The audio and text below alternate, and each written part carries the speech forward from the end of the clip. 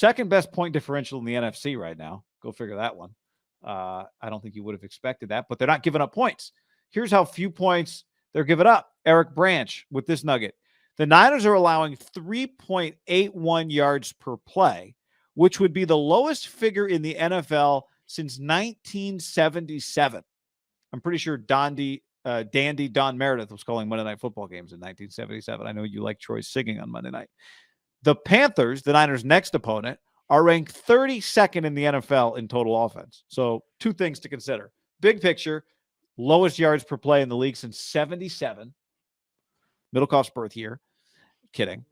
And the Panthers are a bad offense. You think Namath had a Namath cast in 1977? Hey, what's up? Call now. Check your zip code. See if you qualify. Medicare is for you. Don't leave your money to the government. Do you think this ensures?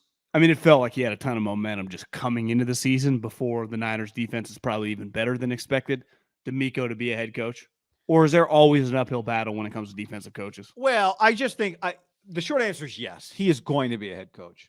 And it feels like if you asked me to bet, I would bet he will be a head coach in 2023. We saw with Saleh, you probably could have bet he'd be a head coach the year before he actually became a head coach, right? And it might be, DeMeco, if they have a great year and they've got the number one defense and he's got a bunch of these guys coming back, he might be in a position kind of like Leftwich where he didn't have to take a job. He had a pretty good job going, right? Byron didn't have to take a job. It felt like he can wait and Byron Leftwich will become a head coach. He said no unless Balky gets fired.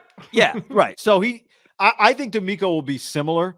Should have bet on Balky. I mean, look at what this team he's put together. Doug's like, yeah, I'll work with a guy. I think DeMeco. Now, here's a question. Is this the game that DeMeco shows the Panthers owner that this should be his next coach? Does DeMeco get the Panthers job this week, holding Baker to 6 points? That is a good thought. I do wonder, do you think Tepper, after giving Rule a ton of money, even though it's like a ton of money, Rule was making a ton of money. That was just the cost of acquisition, is less likely to go splashy? Or when you're that rich, kind of, Steve Cohen with the Mets, like, I'm just going to try to hire the best coach. Like, expenses aren't an issue for me. I don't think anybody in football, Wisconsin, like we talked about last night, Wisconsin didn't just pay Paul Chryst $11 million to go away, and then now they're going to have to go cheap on the next guy. They're going to pay even more money for the next guy. Nobody's spending less on coaches. They're spending more. Like I saw somebody like, Mel Tucker got $90 million. I don't know, teams are going to back off from that. No, they're not. The 80s haven't changed. Jimmy Sexton hasn't changed. The market has not changed. And the TV dollars are only going up. Same in the NFL. These guys are paying more for teams. Well, you pay more for a team. Does that mean you're going to save money on the coach or spend more money on the coach? You don't buy a Porsche and then put cheap tires on it because you spent all your money on your car. You spend more money on your tires. He's going to spend more money on his coach. I don't know why people always wonder, like, are they going to spend less on coaches now? No. I mean, the Raiders might, maybe, but they didn't. Even the Raiders didn't. They spent all that money on Gruden. It didn't work. And they just went and got Josh, who I don't know what he's making, but it's not cheap. He's not cheap. He was making like 5 to be the offensive coordinator. So I would guess, if I had to guess, Josh is making 10. I mean, I think Josh makes a lot of money. Panthers might be a good job. You get a new quarterback, good defensive talent. Yeah, good people like living in Charlotte. The only thing I think, do you remember when the Browns were interviewing Saleh and Stefanski, and then they played and Saleh punked Stefanski, and it was like, oh, Saleh just got the job. Playoff game, punked the guy. The guy was like, it was mano y mano. And it was really, he was the offensive coordinator, solid defensive coordinator, and Saleh in the defense fucking destroyed Kirk Cousins. And then Stefanski got the job.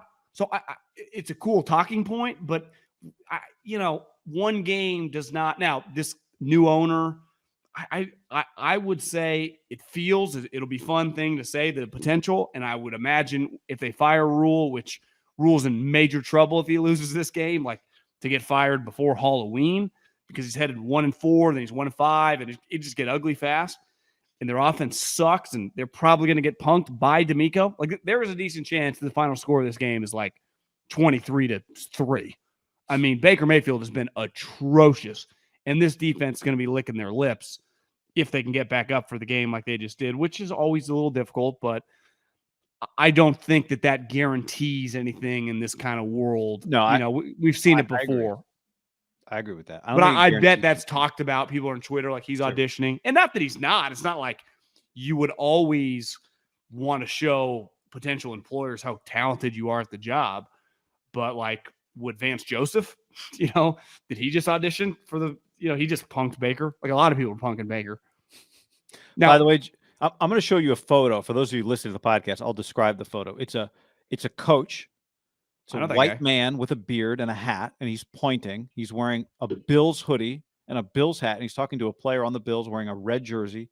Last name is Smith, and he's wearing the number 6. Do you know who this coach is? LSU guy. It's Joe Brady. Yeah. Yeah. Who not that long ago was about to be an NFL head coach. And was the difference, though, is guy. No. I'm not comparing him to DeMeco at all. Totally different. I agree. I'm just saying this guy was fast. It would change really fast. He was the OC for the Panthers. He got fired after. Did he even last the full year as OC? Yeah, he got 1 full year, and then he lasted like half the next year. He's the QB coach of the Bills now. Now you're right. He's not. DeMeco is. But you get. I would say this: you get derailed, like thrown off the tracks. But think about that.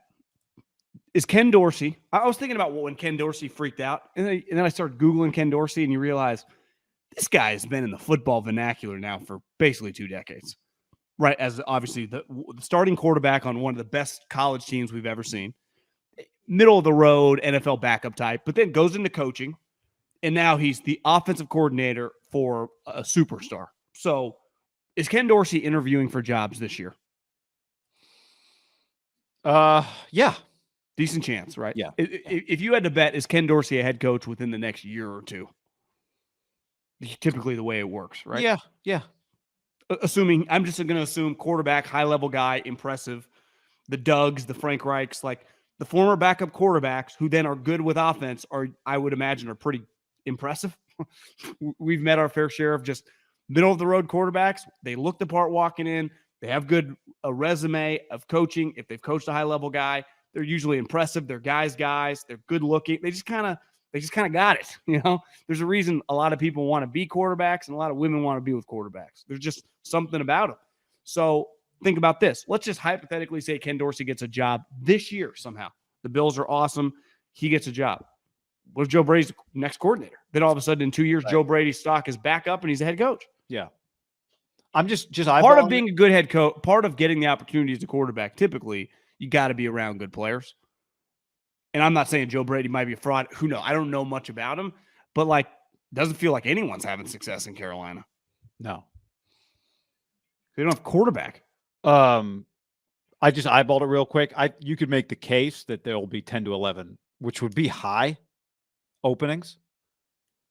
No, that feels way high. Well, I know. I'm just saying you can, if we went through all 32 right now, which you could, I said, you think maybe? You'd say yes, maybe to like 10 or 11 teams, just looking at it real quick. So I think the average is like 6.5, 7. Yeah, I know. Well, here, I'll just Washington, New Orleans, Carolina, Arizona, Dallas, although Dallas feels like maybe not, but there's 5. I would bet against Arizona. Okay, I mean, he fine. just paid them a lot of money. Let me just give you so Indy, Denver, the Chargers, the Jets, Baltimore, maybe if something happened with Harbaugh, that's 10. It's all 2-2. I know. And Miami, if the league bans Mike McDaniel, would be 11. So there's 10. And you're right. You can argue against 3 or 4 of them pretty easily. So maybe it's 6 to 7. But that's a lot of jobs that DeMeco will be one of the better candidates for. The Dolphins just made up rules. Like they're just clearly the league said you can't play him. Like no team, if a guy is just in the concussion protocol, just says, yeah, he's in the protocol, we'll see.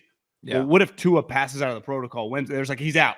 Like, so you guys are just acknowledging that makes it look worse on that Sunday game, right? Well, yeah. I mean, I saw last night on halftime, Schefter was like, obviously Tua's out this week. And I'm like, obviously what? What do you mean, obviously? Why is it obvious? I mean, we all think he's out, but so maybe that's what he means. But like the week before, I would have said, obviously he's out this week. And then he came back into the game.